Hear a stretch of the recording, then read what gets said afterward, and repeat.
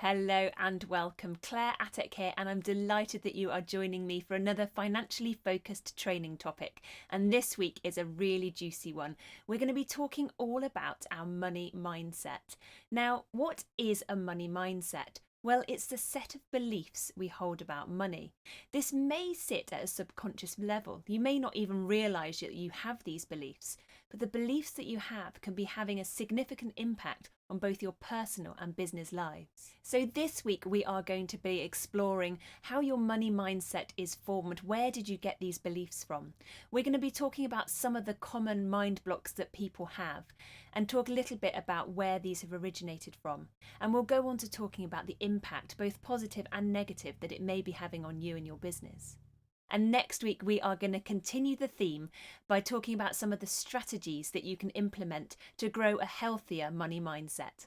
Now, alongside this video training session, I've also created a step-by-step guide that talks you through the process of identifying the money mind blocks that apply to you.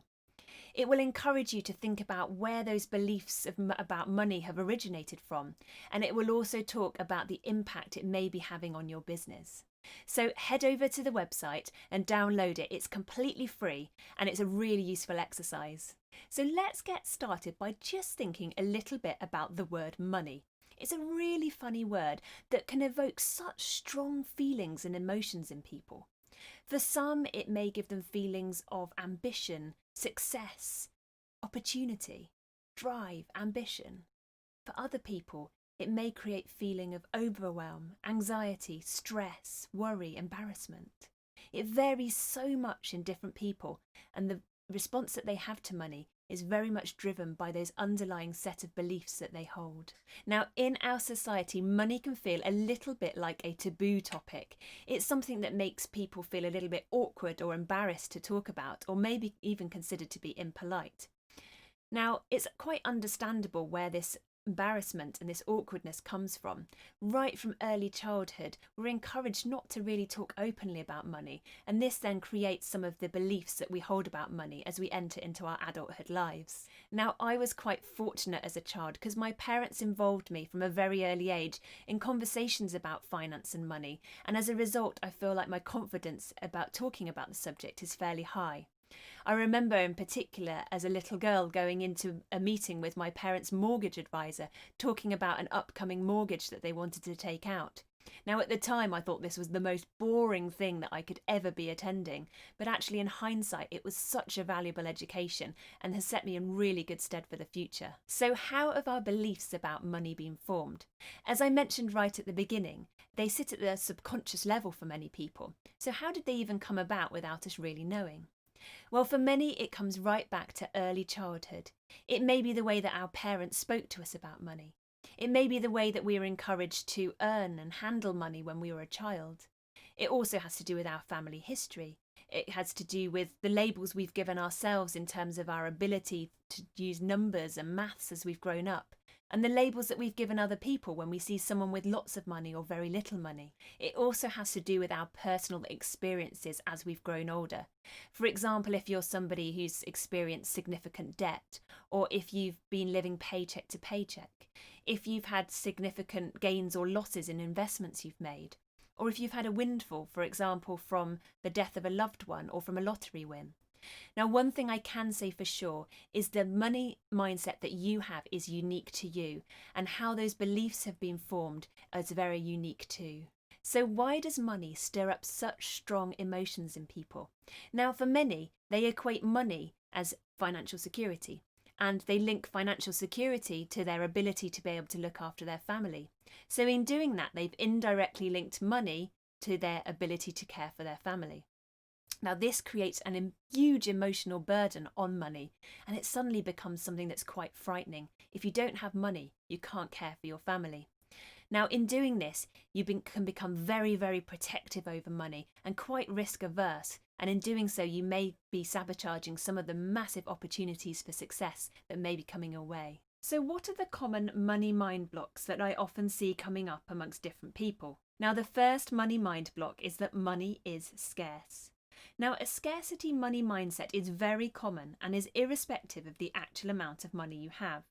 You feel that you never have enough money, and in order to get more money, you have to work long and hard. Often money can create very negative feelings for you. You don't particularly like money, and you believe that there's just not enough to go round. Now, it's worth noting that the opposite of a money is scarce mind block is that money is abundant. Now, if you think that money is abundant, you believe that money will come to you when you need it. And also you think of things from what you do have in life rather than from what money you don't have. Mind block number 2 is lacking confidence. Now, it's a common misconception that money is difficult to understand. Yes, it is true that certain financial concepts are extremely complex and best left to the professionals. However, a huge chunk of what you need to know as a business owner is actually very straightforward when explained in the right way. You just need the belief that you can do it if you try, which you definitely most certainly can. Thirdly is historical handcuffs. Now, this is a belief that our past dictates our future. Well, that's true if you keep believing and telling your brain that this is the case. However, there's absolutely no reason that the beliefs you hold about money that have been shaped by your past experiences will stop you from growing your mindset and changing your future. Next up is mind block number 4, climbing too high. Now, for some, money can make us feel vulnerable. It is too much of a responsibility and we do not feel confident handling it. The more money we have, the more dependent we become on it, and thus the harder the fall will be if we then lose the money later in life. It feels too risky. Mind block number 5, money is not for me, or I don't deserve money. Money can make you feel uncomfortable. You know that you need money to be able to care for your family and to live the life you desire, but actually asking for it or receiving it makes you want to hide away. You feel you do not deserve money and you should be doing more for the price you're actually charging. And finally, mind block number 6, money is bad. If you have this mind block, money can make you feel uncomfortable. Perhaps you believe that people with money are selfish, inconsiderate, or irresponsible. You may feel embarrassed about your wealth in front of your peers or family and try to hide it or make excuses. Perhaps you feel that in order to generate a lot of money, you must do something unethical or dishonest. Now, you may have one or more of these money mind blocks, and if you do, not to worry, they are very, very common. But getting to the bottom of why you have these beliefs about money is critical because it can be having a massive impact on both your personal and your business lives. So now we've gone through the common money mind blocks that I frequently see. We'll talk now a little bit about the impact that they may be having on your business. Now, in the free download that accompanies this video training session, once you have worked through and identified which money mind blocks are specific to you, you can work through and see the exact financial impact that it may be having on your business that is unique to each and every mind block. However, I'll give a bit of summary of the common themes that we see now. Now, one of the really common impacts we see to having a negative money mindset on your small business is that you tend to undercharge for your goods and services. You don't feel comfortable asking for the money, even though you love delivering your goods and services to your customers. Now, you may make up excuses for charging a lower price. Perhaps you're new on the scene, or you're much smaller than your competitors, or you're not as well known in your field, but this in itself is not a reason to be charging a lower price. Now, the impact of undervaluing your goods and services can be massive. It can obviously take a massive hit to your profits and your bottom line, which in turn may compromise the financial viability of your business. But also, you've got to be considering the types of customers that you are pulling into your business. If they are not aligned to your business and your ethics and your values and the quality of the product that you are offering, then these are not the sort of customers that you want to be having. You don't want the bargain hunters. You want the people who are prepared to pay a fair price for what you're offering. So the next main impact I see of a negative money mindset tends to focus around your decision-making ability. Now, because money is very precious to you and you are very risk averse, you want to hold on to any money that you make within your business, you may be missing out on really good investment opportunities to grow and develop your business. You may be too frightened to invest in those opportunities, or you'll be too frightened to invest in growing that team around you who can support your business in its growth.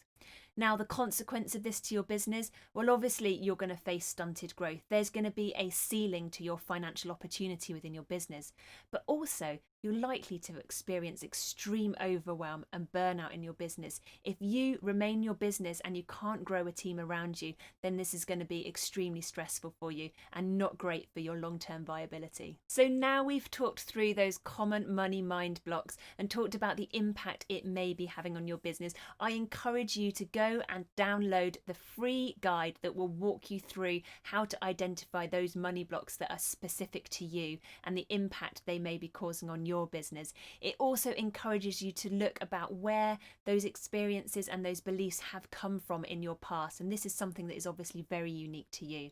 So have a look at that download. I'll pop a link in the comments and let me know how you get on. If you've got any questions at all, please do let me know, and join me back again, same time, same place next week, and we will be doing part 2 of our money mindset work, and that will be looking at strategies to help you grow a healthier money mindset. So until next week, take care and bye for now.